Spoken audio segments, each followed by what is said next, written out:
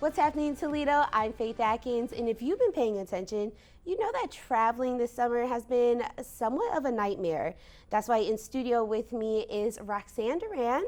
She's a flight attendant over at Detroit Metro Airport, and she's with us today to talk about some, safety tips and so that we can avoid the hassle that, some travelers are facing this summer. So Roxanne, thank you so much for joining us today. Of course. And so first tell me, how long have you been a flight attendant, and how's that been? I've been a flight attendant for 5 years, and it's been amazing. I love it.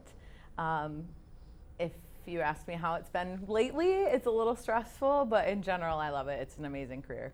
Yeah, I traveling all over and seeing different things, but yeah, I mean, I hear horror stories from my friends and things like that. So talk to me about, what challenges people are facing now. As far as travelers go, there's a lot of unexpected things happening that really throw a wrench in travel plans. Delays, cancellations, reroutes, getting stuck somewhere, missing work, missing events, things like that are more and more common, even with some of the more reliable airlines that are used to not having those issues. I'd say those are the biggest things. And those are kind of due to staffing shortages, right? So it's a little bit of everything. There's so much involved. Summer flying is obviously always the busiest. So it's always a little more hectic in the summer. Then you have weather issues. There's a lot more thunderstorms and things like that. And on top of that, since 2020, a lot of airlines, mine included, they're understaffed. And so when you factor in call outs and things like that with the fact that there's already not enough staff, it's really impacting the operation. So yeah, I'd say mostly the staffing issues. And you were telling me, though, it's kind of crazy. You guys are kind of facing a shortage, but then it's like you guys are seeing record. Talk to me about the records. Yes, my company in particular, we have been documenting record bookings, number of bookings, sales, tickets, which is amazing, and I love that. Obviously, 2020 was hard on every airline. 2021 was really hard too, and now it's really bouncing back a lot faster than was expected. But with record bookings and not as much staffing as we had before 2020, it's really conflicting.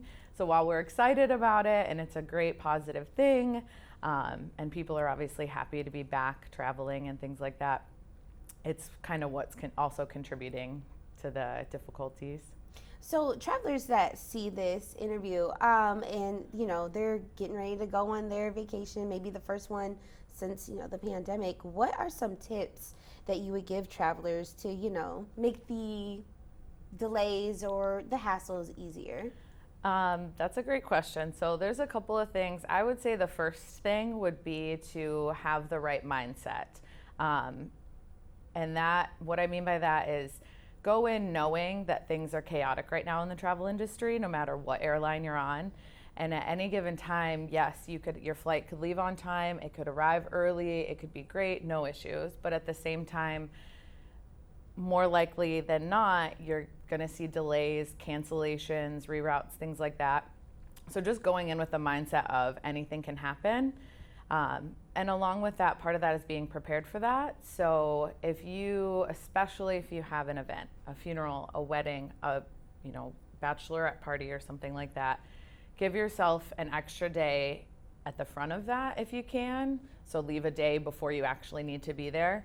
And then at the end, I know not everyone has the luxury of being able to do that, but giving yourself an extra day before you have to get back to work, because you might get stuck in the airport overnight and you can't miss a wedding, you can't miss a funeral, things like that. And I'm seeing it happen, and it's devastating.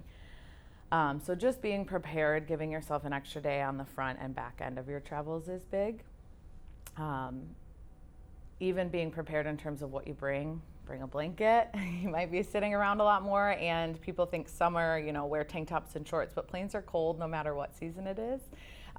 Bring food. You can bring food into the airport, bring snacks, things like that for delays. Airport food can be expensive, so just having snacks. Even if you're stuck on the plane, you could be on the runway for 2 hours. Bring snacks, bring a refillable water bottle. There's refillable stations in most airports, I think. So just having that, especially if you have kids, bringing things that you can fill with water when you need it.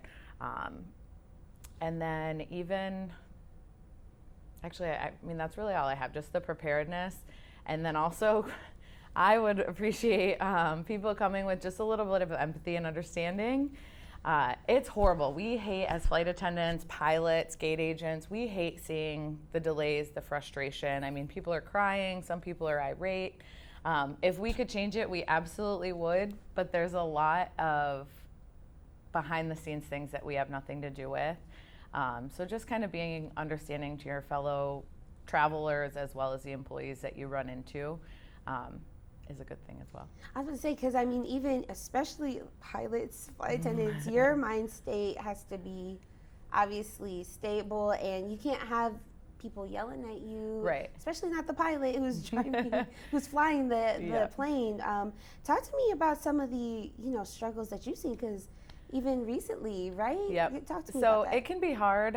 Even, I mean, with passenger interactions, I've been lucky. I've had great passengers. They're very understanding. A lot of people are thanking me for just showing up to work and doing my job, which is nice. It's not necessary, but it's nice. I've gotten a lot of gifts this summer, also nice. But again, not expected. But even as a flight attendant, we had to reschedule this interview because I was working a trip where I was only going to have 6 hours total between or overnight. And so sleeping maybe 4 of those 6 hours. And we got delayed to where I only had 2 hours of sleep. So I obviously had to sleep when I got home and cancel this. We're seeing a lot of that being rerouted into our off days. So, we think our trip's going to be over, but something happens where we end up having to work into the following day. There's a lot of that going on too. There's a lot of exhaustion, lack of sleep, things like that. So it's nice when, our customers are in better spirits, which can be hard when things are the way they are right now, kind of chaotic. But it's always appreciated. And like I said, I've been really lucky, but you see different stories on the news, or I hear from my coworkers stories about, unfortunate interactions. But hopefully I'll be able to keep my good streak going. Yeah, and I mean, that's just like a golden rule. Keep in mind, we're all just trying to bounce back on both ends. It's just keep things respectful. So tell me, when can customers see maybe, a decline in the chaos, or do we see any of this coming to an end? Is there a light at the tunnel? Yes, and we're told as flight attendants day one about the different ebbs and flows in the industry, different things like 9/11, the market crash in 2008, COVID, things like that really affect our industry heavily, and it is hard to bounce back, but it always does. My company in particular, we're hiring a lot, thousands of people, which is much needed. We've already hired hundreds, and it's not really doing much, but we're still hiring hundreds more. And it takes time with training and everything, but once that's happening, and obviously at the end of summer when flying goes down, that will help as well and give us kind of a break for next summer to kind of ramp up staffing. I have no idea when it's going to be back to more normal.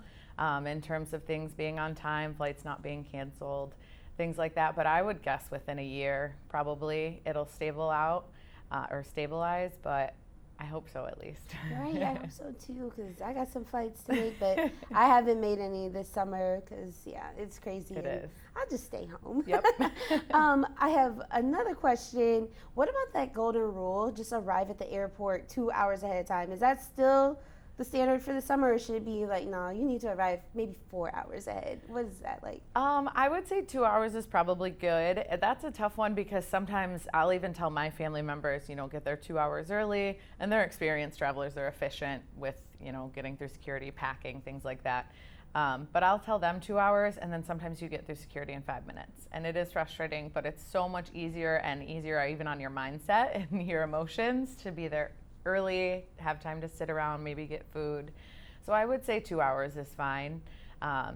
If you're taking earlier flights, the 6 a.m., 7 a.m., the airport is really busy. You would think that, it's 6 a.m., it's not going to be, but there are so many flights that leave early, especially out of Detroit, that if your flight is earlier, you are going to see longer wait times in security, whereas if your flight's, in the afternoon, probably not as much. Okay, I didn't know that. That's a cool fact to know.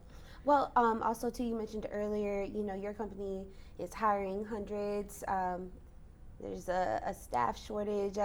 Just again, if there's someone watching in between careers, what would you say to them to be like, hey, apply? I mean, it might be a hectic Right now. season right now, but it's still worth it. You're still in it. Why? Oh, absolutely.